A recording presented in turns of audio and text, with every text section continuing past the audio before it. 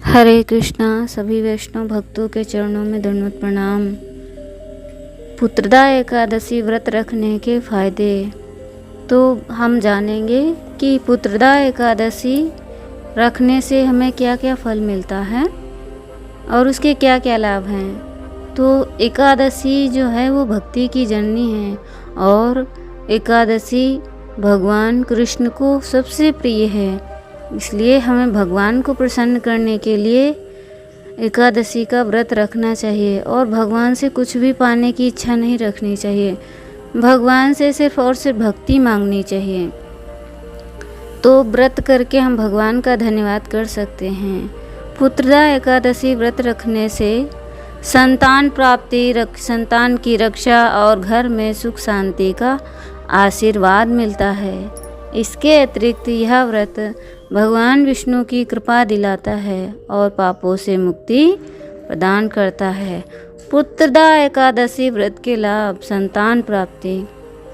यह व्रत मुख्य रूप से संतान प्राप्ति की इच्छा रखने वालों के लिए दंपतियों द्वारा रखा जाता है। संतान की रक्षा। पुत्रदा एकादशी का व्रत संतान की रक्षा करता है और उनके जीवन में आने वाली बाधाओं को दूर करता है। सुख समृद्धि। घर में सुख समृद्धि आती है। भगवान विष्णु की कृपा प्राप्त होती है। पुत्रदा एकादशी का व्रत भगवान विष्णु की कृपा दिलाता है और उनके आशीर्वाद से सभी मनोकामनाएं पूर्ण होती हैं। पापों से मुक्ति। यह व्रत रखने से व्यक्ति के सभी पाप नष्ट हो जाते हैं और उसे मोक्ष की प्राप्ति होती है। मानसिक और शारीरिक कष्टों से मुक्ति। पुत्रदा एकादशी व्रत मानसिक और शारीरिक कष्टों को दूर करने में सहायक होता है। तो हमें पुत्रदा एकादशी व्रत रखना चाहिए और सिर्फ पुत्रदा एकादशी नहीं, सारी एकादशी रखनी चाहिए, जितनी भी साल में 24 एकादशी आती हैं। पुत्रदा एकादशी का एक महत्वपूर्ण धार्मिक अनुष्ठान है जो संतान प्राप्ति, संतान की रक्षा, घर में सुख शांति और भक्ति के लिए रखा जाता है। यह व्रत भगवान विष्णु की कृपा पाने और पापों से मुक्ति के लिए शानदार अवसर है।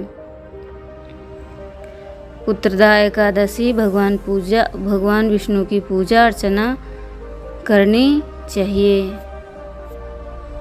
भगवान की विशेष कृपा प्राप्त होती है। हमें भक्ति देवी को प्रसन्न करना है तो भगवान कृष्ण की असीम कृपा होती है। और पुत्रदा एकादशी के दिन हमें अधिक से अधिक जाप करना चाहिए। जाप क्या है?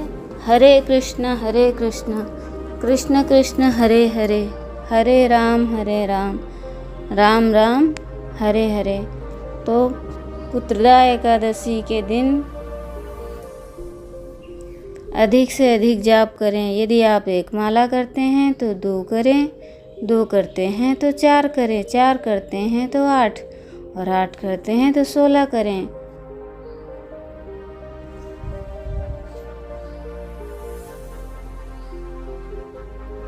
कैसे करें पुत्रदा एकादशी व्रत का पालन?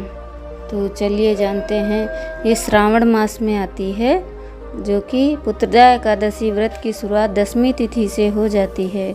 10वीं तिथि यानी 4 अगस्त यानी कि आज की शाम सात्विक भोजन करें। व्रत के दिन यानी एकादशी की सुबह जल्दी उठकर स्नान करें, स्वच्छ वस्त्र पहने। इसके बाद घर के मंदिर में विष्णु भगवान और शिव की पूजा करें। पूजा में धूप दीप फूल माला बिल्वपत्र आंकड़े के फूल धतूरा चावल रोली नैवेद्य सहित कुल 16 सामग्री अर्पित की जाती हैं। श्री भगवान विष्णु को तुलसी चढ़ाएं, शिव जी को नहीं। तुलसी दल विष्णु पूजा का अभिन्न अंग है, लेकिन शिव जी पूजा में इस्तेमाल नहीं किया जाता है। पूजा के बाद पुत्रदा एकादशी की कथा का पाठ करें और अंत में आरती करें। पूजा में भगवान के सामने एकादशी व्रत करने का संकल्प लें। दिन भर निराहार रहें। भूखे रहना असंभव ना हो तो फलाहार कर सकते हैं। शाम को भगवान विष्णु की पूजा करें। अगले दिन सुबह जल्दी उठें, विष्णु की पूजा करें, इसके बाद ज़रूरतमंद लोगों को भोजन कराएं, फिर खुद भी भोजन करें।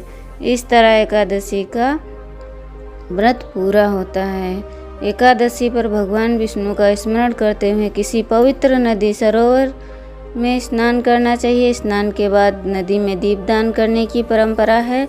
अगर नदी स्नान करना संभव ना हो तो अपने घर पर ही गंगा जल डालकर स्नान करें। पूजा के बाद ज़रूरतमंद लोगों को दान सेवा की भी व्रत का एक अनिवार्य अंग है। दान देने से भगवान विष्णु की कृपा प्राप्त होती है और व्रत का फल 2 गुना प्राप्त होता है। इसीलिए एकादशी का पालन करना चाहिए और पारण वाले दिन वैष्णव भक्तों को घर पर बुलाना चाहिए, उनको प्रसाद देना चाहिए, उनकी सेवा करनी चाहिए, उनसे श्रवण करना चाहिए, शास्त्रों का श्रवण करना चाहिए, साधु संग करना चाहिए। साधु संग करने के लिए हमें अन्य कहीं जाने की ज़रूरत नहीं, हमें एक वैष्णव भक्त को अपने घर पे बुलाना चाहिए और उनसे जिज्ञासा करनी चाहिए और हमें अपने जीवन को धन्य बनाने के लिए गुरु को भी ढूंढना चाहिए, तभी हमारा जीवन धन्य होगा। और हमें गुरु कैसे प्राप्त होंगे? जब तक हमें वैष्णव भक्त नहीं मिलेंगे। तो हमें वैष्णव भक्त कैसे मिलेंगे? हमें भगवान से प्रार्थना करनी चाहिए, तो भगवान हमारी सहायता अवश्य करते हैं। जब हम भगवान से प्रार्थना करेंगे तो भगवान हमारी सहायता करेंगे, तो वो हमारे लिए पास भक्तों को भेजेंगे, किसी को भेजेंगे हमारी सहायता करने के लिए, जो हमारे भक्ति में बढ़ोतरी होती है और हम भक्ति आसानी से कर सकें। तो जब तक हम साधु संग नहीं करेंगे, शास्त्रों का अध्ययन नहीं करेंगे, संकीर्तन नहीं करेंगे, तब तक हमें भक्ति का लाभ नहीं मिल पाएगा। भक्ति करने का अर्थ ये नहीं है कि भगवान के सामने अच्छे अच्छे वस्त्र पहनकर और भगवान को महंगे महंगे भोग लगाकर भगवान को प्रसन्न करें। भगवान तो सिर्फ भाव के भूखे हैं। भगवान गीता में कहते हैं कि पत्रम पुष्पम फलम तोयम यो में भक्त्या प्रियक्षति। भगवान कहते हैं कि हे अर्जुन, तुम मुझे पत्र से, पत्ते से भी प्रसन्न कर सकते हो, पुष्प से प्रसन्न कर सकते हो और जल से भी प्रसन्न कर सकते हो।